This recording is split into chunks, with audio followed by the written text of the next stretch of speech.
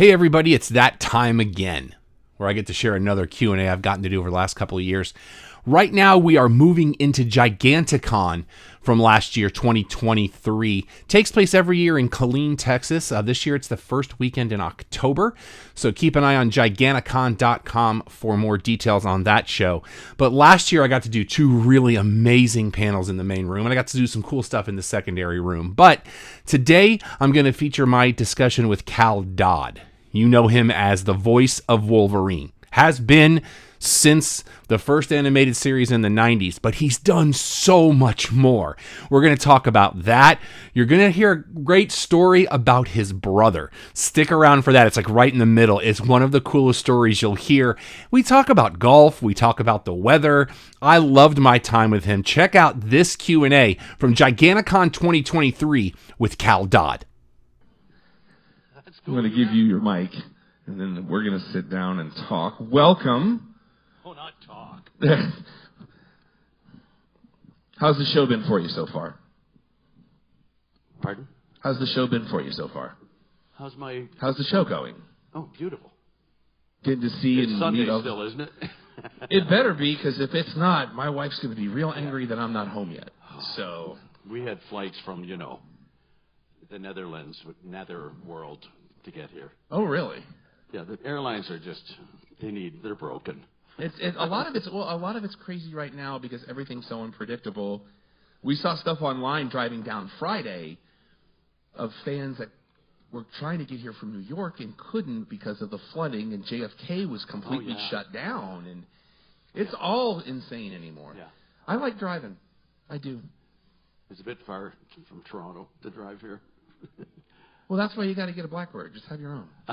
Yes, I could have taken the Blackbird. So I want to talk about a couple of things, but again, we talked about this yesterday for those of you that were with us. This is about y'all. It's not about me. I can do this all day long, trust. Now, granted, my voice would beg to differ right now, but we have a mic right here. It's hot for you. So if you've got questions, this is your time. So we'll talk for a little bit. You got a question, just walk up at any point. It's cool. And we're going to go for 45 minutes because we're going to make that happen. So I want to go off of the beaten path a little bit first. Let me just show you because I forgot that yesterday I had these socks on all day, and I forgot that I had them on. Okay. There. Look at that. Wolverine socks. These would be Wolverine socks, yeah. Where are they? Where is he? He's right there. Oh, there he is. He's on the ankle. He's on the front here. Doing what he does. Okay, that's enough of that. And you've got the cool jacket. I love this jacket. I'm such a fan of this jacket. And have you seen the back of the jacket, though? Show everybody the back of the jacket, because I've seen it. I don't know if they have. That's for you. Look at this. How classy is that? Yeah. All the production crew and stuff. So that's the official production jacket that everybody got, or? Yeah, they had a choice, and God bless him, Norm Spencer, who voiced Cyclops.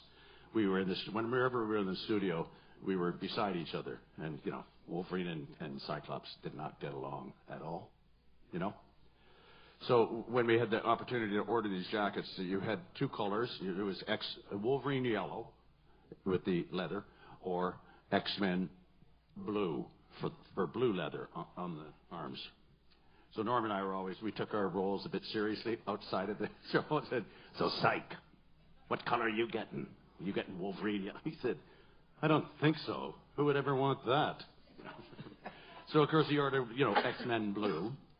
So the jackets come in, I've got mine, I'm always wearing it, and he hasn't worn his yet because he didn't know on the back of every jacket, regardless, he thought maybe he'd have Cyclops on the back of his jacket. No. Every jacket had Logan, Wolverine. Nice. So he wears his jacket one day we're in the studio, and he's not saying anything, and I'm just saying, "What's the matter? Cat got your tongue, teacher's pet?" And he said, "What do you mean?" I said, I see you got your jacket on. He said, "Yes." I said, "Who's on the back of your jacket, Psych?" He said, "I don't know, I didn't look." I said, "Well, just a second, I'll show you. That's who's on the back of your jacket." You don't like it one bit, do you? You said, "Oh, take off." It was the end of the conversation about the jackets. Was he the only one that you had that kind of a rapport with, or were other members of that voice cast kind of in on that same kind of a bit? Mostly Norm and I, because there was a lot of interaction, so to speak, between Cyclops and a lot between also, and he died as well, Sabretooth died about 6 years ago, 5, 6 years ago. But whenever he came into the studio, it was just, I couldn't talk after those sessions because it was just screaming and fighting.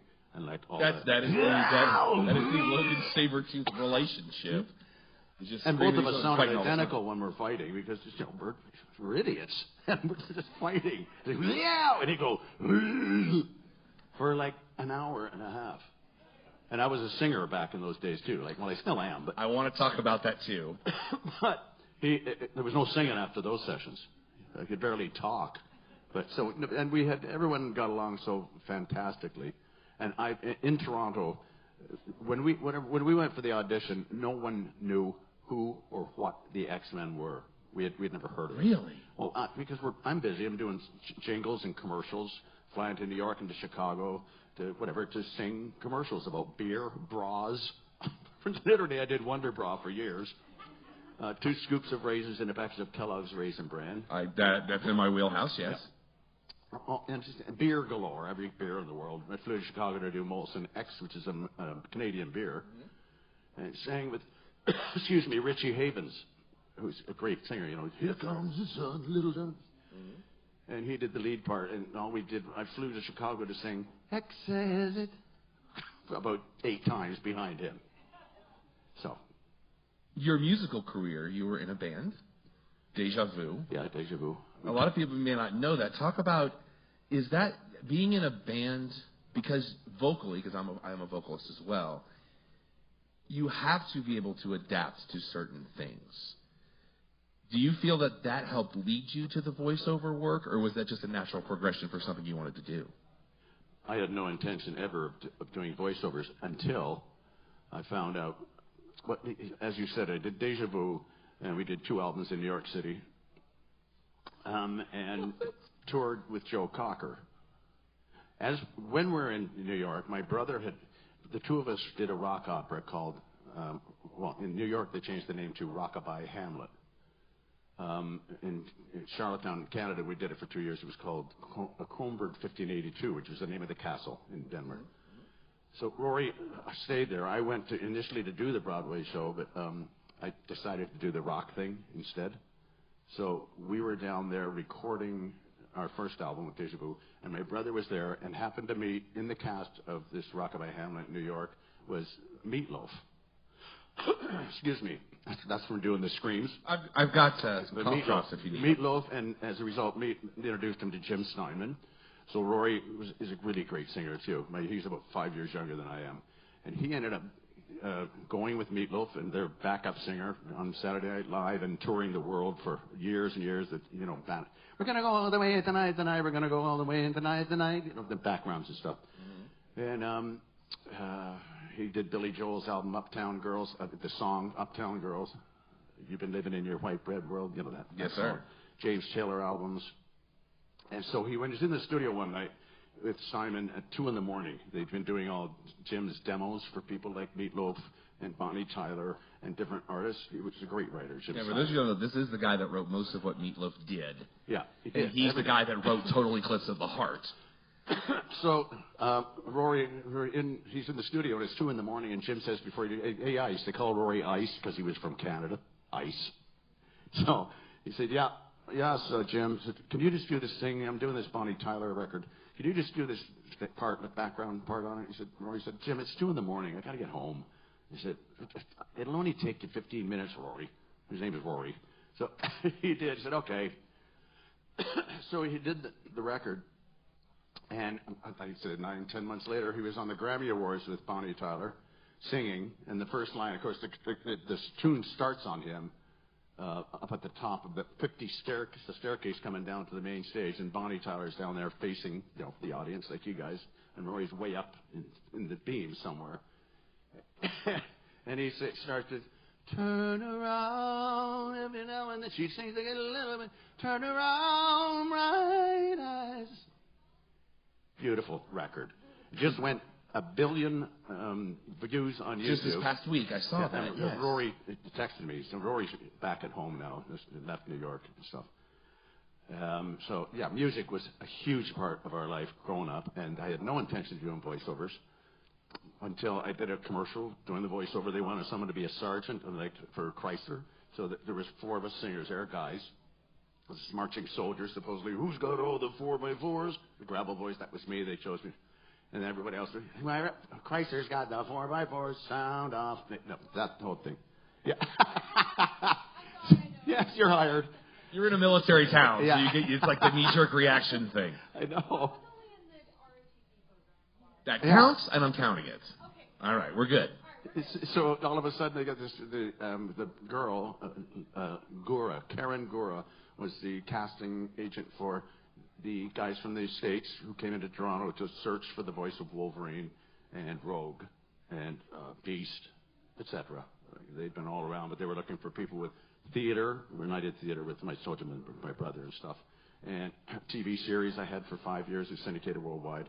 So we had that covered. They weren't just looking for voiceover artists. Was that show, correct? Circus, yeah. Mm-hmm. So they weren't just looking for voiceover. They wanted someone with sort of acting experience, etc., which I was unaware of, because I don't consider myself an actor at all. So I went into the thing and blind. And I said, well, sure, I'll go. What can I do? She said, well, yeah, but the real reason is I got into voiceover to decide. I did actually one voiceover commercial before I went to do X-Men, was that voiceovers get paid twice as much as singers. It's like, hold on, let's talk about this a little bit. Hold on, okay. Because voiceover people have an agent, and singers never had agents. We were just our own little gang, and people knew us by our reputation. And so you said going into it, there wasn't a lot of knowledge of the property that, you talk about the Logan Scott gene. As a Gen Xer, that is the love triangle of my generation. Fox Kids at the time, the network that was the pseudo-network that the show aired on, was really kind of, I would say, ahead of its time. Because we had a certain animated series that preceded what I think gave them the ability to do this show, maybe about a guy that dresses as a bat and flies around at night. Anybody with me here? Because this series wasn't afraid, in my opinion, to take the risks, to not be the squeaky clean superhero type show. Oh, big time. And Margaret Loesch, who was the new president of Fox at the time, insisted. It came down to, she made the final decision. And they were talking to them about the writing and stuff. You can't, when they had the episode written were morph eyes, like episode 2 or something. That was clean out of the gate, absolutely. And the people at Fox said, you can't kill people in an animated series or cartoon. You can't do that. So I said, well, the writers said, and the producers said, we are not writing down to children. They're hip enough to get this, and in their own lives, personally, they will lose someone in their life, whether it be their brother, sister, father, mother, dog, someone that's really close to them, whatever. They're going to have to go through that. And it's just, this is, poop happens, sort of deal. And like, we are not writing down to children. And, that was Fox's big thing. We can't, mutants, and like, what's this whole thing about? And Margaret just said, she put her job on the line and said, we are doing this series. We are doing it. And they went ahead and did it. And after like the first 4 episodes came out, they kind of knew and said, oh, this is going to be a thing. We see. Yeah. Because Batman, we started both in the same year, 92. Mm-hmm. Yeah, God bless Kevin. But, as we all say, some of us say Kevin Conroy is my Batman. And that when I found out that day when he passed, that one hurt. Yeah, as a Batman fanatic. I replaced him. He was feeling ill. I mean, no one knew how serious he was. But he had to go to Arkansas, and he couldn't make it because he was in for testing in the hospital or something. So he asked me if I would take his place, which I did gladly. And then in Austin, I met him. They introduced the two of us, and he's of Irish heritage. Last year, was it? Last year, a couple of years ago? Yeah, a couple of years ago. And he's of Irish heritage, but I was born in Ireland. And so I, of course, started singing "Oh, Danny Boy" and stuff. And he's singing along with me, and it's the cutest thing. So this friend of ours came in and took the picture of the two of us. And it's just a classic picture.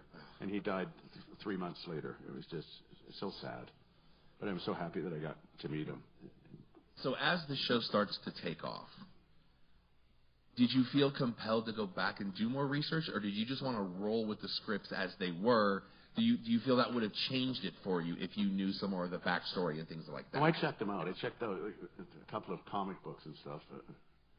I didn't really base anything I read on what I was doing. It just happened. What came out of my mouth when I went into to my first audition for the thing, and they're from L.A. and New York. The producers, writers, Larry Houston. Excuse me. And I heard that. And I sat down and they showed me a picture of Wolverine. I said, yeah. And seriously, this is how little we knew about the X-Men. And they said, here's a line here. And I said, okay, how do you hear him sounding? And they said, Clint Eastwood. And I said, okay, I get that. But this line, this line's through his teeth. And I go ahead, make that thing. And they showed me his picture and they said, Steve McQueen. And I love Steve McQueen, the reference. I got to like that because he's shorter gentleman and very quiet and very into himself and not verbose or a loud person, unlike Wolverine. But Wolverine does keep everything inside, and his relationships with women are the worst. And he's been through some things. A couple of other references that were weird. Robert Mitchum, and I said no. So I put in. I don't know how many of you guys know Wolfman Jack from Saturday Night Live and stuff. Every time we're gonna play a record together. No, all right, babe. There you go, coming at you. So I put a little bit of that in Wolverine. Actually, much more than I thought. And I said, so when back to I said, so who's he stressing this line to? And he said, Sabretooth. And I said, Sabretooth? And I'm Wolverine? And I said, on all seriousness, I said, is this an animal cartoon? Like, are we animals? And they did what you talked about. You did. You got another guy named Beast? And they just laughed and laughed. And I said, well, no, I'm Wolverine. He's Sabretooth. They said, no, they're mutants. Seriously, I said this. What the hell are mutants? I didn't know any. I'm sure they're just going like, who sent this guy in? Who is this goof? And so I said, okay, terrific. What else? And they said, okay, so you just go ahead and read something. They gave me the line to read. This is the first thing I read, and it was all apparently I had to read. This is the line. All right, you egg-sucking piece of gutter trash. You always get like pushing around people shorter than you. Well, I'm shorter. Try pushing me. Yeah! And they just went, holy shit. This is good stuff. And I read from out in the next 5 minutes, and they just said, we'll call you. And I said, okay, thank you. And went home, and they phoned me the next day. They said, would you like to be our Wolverine? And I said, let me just check my calendar. I'll be right back. I said, yes. And that's been the best 5 years of my life. Especially getting to meet you guys. This is just, you just make this whole thing. It's just wonderful. And the convention circuit has yeah. Talk about the role that's played in Disney Plus going, we need to bring this back. Oh, yeah.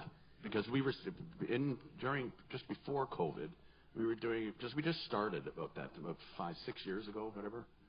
And it was for just myself and Beast doing the Comic-Cons. I got Beast into it. He said, you mean to say they give they pay you money for writing on their pictures?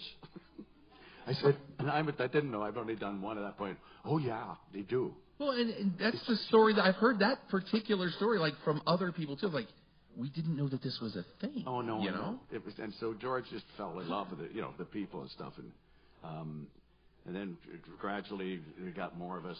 Hill Country was the first one where we all gathered, Gambit, Rogue, myself, Beast. There was no Jean. Jean just started in the last. She's done 2 Comic-Cons so far. Not Jean, but Catherine Disher. I forget what the question was. We talked about Disney Plus and how Oh conventions yeah. So may we have would influenced take the the reading. opportunity in just panels like this to say, they'd say like, well, because Disney was threatening to do a reboot of the show, and that's all they were doing. I said, you have to write in, text them, and start bugging Disney, and they would share and say, yes, we will do that. And man, did they ever, the fans, they just said, no, and we want Wolverine back. We want all those people back. We want the original cast members, and bring it back because it's just stupid. It went for 5 years, and there was a law back then. Cartoons, whatever, animated series only run for 5 years, and then next. So. Well, and part of I think what made that show work was the chemistry between not only the characters but the actors themselves, like you were talking about earlier. But things have now changed with the way it's done. Talk about the differences back then of all being in the same room together and having those moments together, whereas now a lot of the times I'm finding that voice actors are having to do that from their homes or just not with those other cast members. How does that change things for someone like you? Well, we only did about 5 to 6 episodes as a group in the studio. And then it got to be a nightmare for the engineer, saying there's leakage from your mic, all your mics into the other person's mics and stuff. But that was a lot of fun, actually being able to bounce off and see your lines and deliver them to like Cyclops, and me and looking at him and stuff. And it was kind of cool doing it that way. But eventually we just ended up going in one at a time. You get a whole episode. And Even back then? Oh, yeah. Okay. From the first year, but after 7, 8 episodes, we went in one by one. Was there a moment that you can think of that you said, okay, this is going to be a thing that runs for a while? Was there just that moment where it all just clicked for you that this isn't just going to be a one-time bit? This is going to be something that's going to be with me for a long time, especially now, we're 30 years later, and it's still relevant because the stories are so well told, but it's still relevant to the fans to meet people like you. And the writing is still relevant and happening today. It's as if it were written today. A lot of the episodes. Again, question. Where was the moment that you knew that this was going to be a thing? Well, we didn't know from year to year if we would wait at the end of the season to see if it was going to be renewed after the first season. And after the second season, we have to wait. We don't know yet if they're doing number 3. But I think they were just being sneaky. They didn't want us to get too cocky. And then holding all the mail back from, like, personal mail. Really? Oh, yes. And don't send, no, don't forward that to them. They get all these fan mails to, like, Wolverine, Rogue, Jean, whatever. They just hid them away. Didn't say, oh, no, they probably want more money. That's crazy. That is new information. I have to process this. Cheap people. It's so typical, though. Oh, no, they might want more money. Oh, God forbid. Can I tell you one of the coolest things I read about you? Huh? One of the coolest things I read about something you've done in your career. You were a singing Dozer on Fraggle Rock. I was a what? Were you singing the character from the show, Dozer from Fraggle Rock? Yeah. And Fraggle Rock, I worked for 5 years. Myself and Sharon Lee Williams were picked to just work with Henson and all the wonderful puppeteers and voiceover people and stuff for 5 years, building up the chorus. So we did the Down to Fraggle Rock, like the whole theme song. We basically did that. And if anyone had group solos, whenever the Doozers and the Fraggles were singing, we would sing along with them just to make it sound fuller, which was just wonderful. Excuse me. And I had. I've got a cough drop if you need one. I have cough drops if you'd like one. No, I've got tons of them. Okay, I just want to make sure you're covered, my friend. And Jim came in a couple of times during the whole thing, and he said, I hear you do Kermit. And I do a good Kermit the Frog, like singing, doing Why Are There Always, the Rainbow song, or whatever. Oh, the Rainbow Connection. Why are there always words about rainbows? He just went, okay, and he just loved it, Jim Henson. He said, I'll keep you in mind when I'm about to die. No, don't hurry. Yeah. So, it was just a riot doing that stuff, too. Yeah. When you look back on everything you've done, what's the one thing you look to that you automatically go to when you think about your career? Is there a specific moment that's your favorite of your career, regardless if it's Logan, whether it's working on other projects? Is there one that you're particularly proud of more than anything else? One of them, what? One of the projects you worked on that you're more particularly proud of, whether it's Logan, whether it's something else you've done?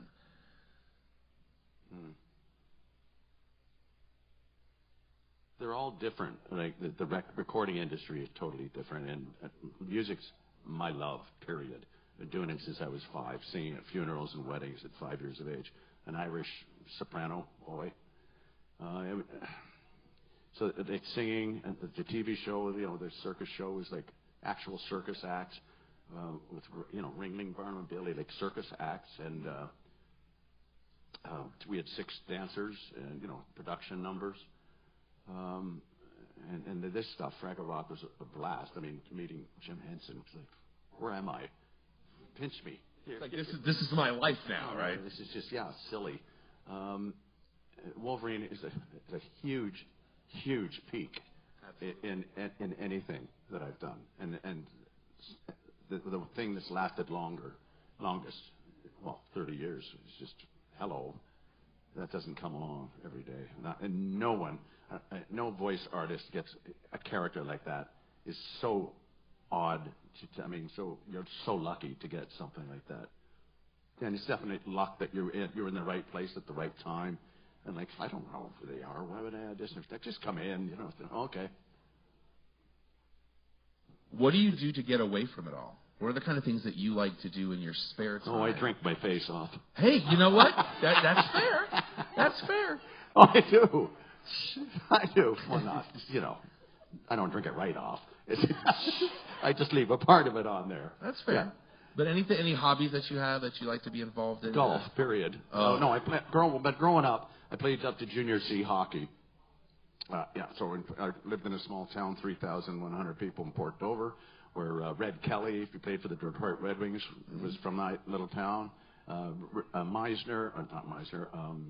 A goalie, this is a great story. Rory, my brother Rory, back to Rory, was singing. He would sing the national anthems at Madison Square Garden for the Rangers games, so he knew the coach and stuff. So he got the job to sing the national anthem. That's a good gig. So Rick Walmsley was the goalie for the Montreal Canadiens, and he's from the little store in Port Dover that we would stop in, get gum on the way home from school and stuff. So the two of them from Port Dover, a town of 3,100 people on Lake Erie, Rory's singing the national anthem at the game, and Rick's the goalkeeper for New York Rangers are playing the Montreal Canadiens. So Rick Walmsley is bragging to their teammates, the rest of the team, hey, the guy singing the national anthem is from my hometown. We grew up together. They said, get a life, would you? What kind of an idiot do you think we are? 2 guys from a little dinky town like that in Madison Square Garden. He said, you just watch. So then Rory sings the national anthem. The team's out just standing there at their blue lines, and the goalies are in their goals. And it's over, and Rick skates up to Rory, and the two of them hug each other. And these guys just dropped their sticks and said, I don't believe this. So, how did I get onto that?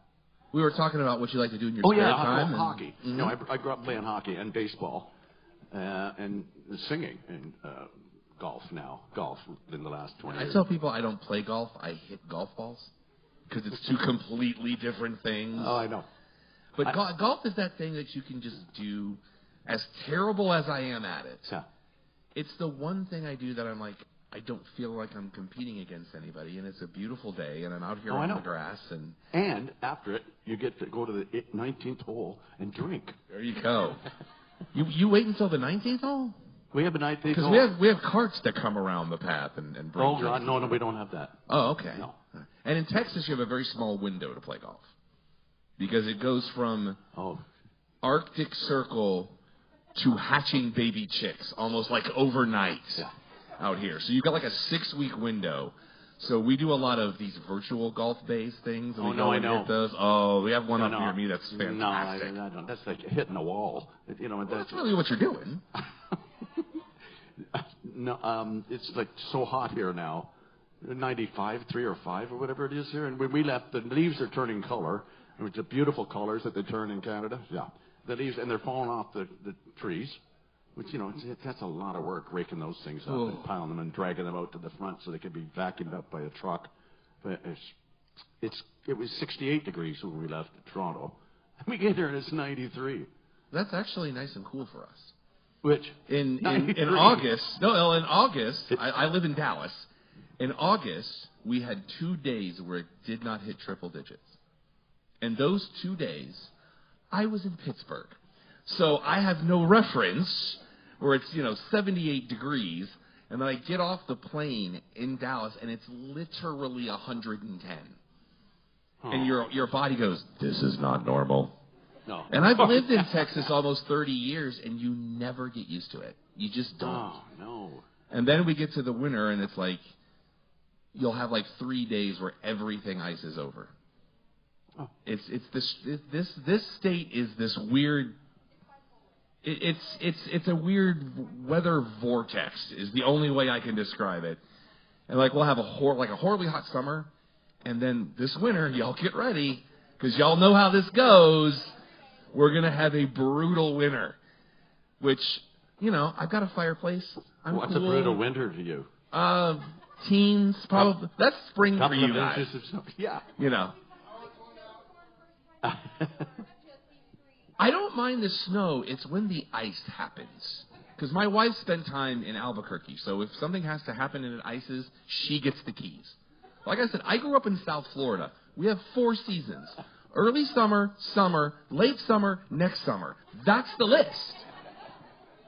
So moving out here, it was just like, I like the change of seasons, but can we have like 3 days of autumn? And because especially, tell me I'm wrong, winter to spring, you get 2 days. And it's like, oh no, this is not. So and coming from Canada, that's just a whole different kind of a thing. I got this on. But it looks cool. But it's cool in the where we. Yeah, the vendor hall is great. When we walk outside, it's just like. Yeah, it's like. And you don't know you have allergies till you move here, right? Like where I'm from, it just blows all that stuff out into the ocean. And I go home and I visit, and they're like, "Oh, what's it like in Texas, bro?" And I'm like, "You see these things that makes the trees move? They're like breeze." I'm like, yeah, we don't have that, okay? And if we do, it's like somebody's following you around with a hairdryer all the time, right? We're getting close to time, but I always like to reserve the last few minutes. Of course, we want people to come to your table and see you and get their autographs. But after today, where can they connect with you? Social media, websites, things like that. I have a website. Is this what this is for? Yeah, that is what this is for. Yes, sir. It's like I've never seen one before. You have to hold it in You're your not hand. the first to do that. Trust me. I had one recently where I had a guest rolling it back and forth on the table. Like, this recording's going to sound... I'm not used to holding it in my hand. It's not a stand for you. Okay. Oh, dear. That could have gone so many different ways. That one. And now I forget what I was going to say. Websites, social media. Oh, tell everybody what it is. Oh, yes. My website is, Cal, C-A-L, in all lowercase. Well, no. Yeah, lowercase. Cal, Dodd, D-O-D-D, .com. It's my website, and it has everything that I've done in my, not everything. Jingles, commercials that I sang, commercials that I did voiceovers for, some religious songs, an album that I did, finished 7 years ago, and all the animation stuff, Wolverine, Slappy, all different voices that I did are on that. It's a fun website. You can contact me there. And this is the 4th one we've had in 5 weeks. Like, that's a lot of flying. And so we leave from here to go home, obviously, and then 2 days in Toronto, and then we leave for Kentucky, and then 3 days there, whatever, something like that, and then back on back on Monday night, hopefully early, and Tuesday off, and then Wednesday we're in New York City for 6 days. Oh, yeah, that's coming up here in a couple of weeks. Yeah. I cannot thank you enough for sitting down with me today. This was fantastic. Oh, thank you so much. Ladies and gentlemen, pleasure. Cal Dodd. Before I go, I just Yes, want sir. to say Yes, sir. When we were in Minneapolis 2 weeks ago, and they had a piano, they had a room there called Logan's Bedroom. And they turned this private club into the X Mansion, the X-Men Mansion. And they had different rooms, but Logan's Bedroom. It had 3 broken, crushed cans on the floor beside the beam bed, the bed with the white pillow and the sheets ruffled. And the desk beside him was the picture of Cyclops and Jean, and 2 full cans of beer. So I went up to this room, I couldn't believe it. There were people from the TV channel there just filming, and of course people with their cameras and fans. So they had 500 fans invited to this thing. Oh, wow. And I lay down on the bed, got my claws, and grabbed the picture and relived the meme. Nice. They just went, and finally the cameraman's that's filming is directing me now. Move the claws just a bit over there. And I'm looking at him. Whose claws are these, Bob? I think I know what I'm doing. Yeah. And he said, no, there's light on the picture. I was just kidding with him. But it was before long, there were 60 people in the room just like applauding and taking pictures. It was such a gas. But I sang, there was an empty room with a piano in it. So I sat down and played the piano. She's having a problem trying to keep up, right? And so I played, I was in New York when he recorded it, all by myself, Eric Carmen. Oh, the Eric Carmen song, okay. Celine Dion did it. I've now named Wolverine, so I learned how to play it and stuff. So I'm sitting there and I'm thinking, when I was young, I've nicknamed it Wolverine's song. I never needed anyone. Nice. And making love is just for fun, those days are gone. Living alone, think of all the friends I've known. But when I dial the telephone, nobody's home. All by myself, don't wanna be all by myself anymore.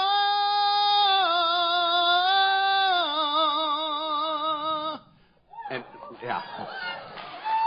And I just lost it, and they did what you did. Thank you so much. It's been a gas with you guys. I love this state to death. Well, we love having you here. Ladies and gentlemen, one more time, Cal Dodd. Thank you so much. Got a couple more panels coming up later today. Stick around. And if I could get a quick picture, sir, I would love it.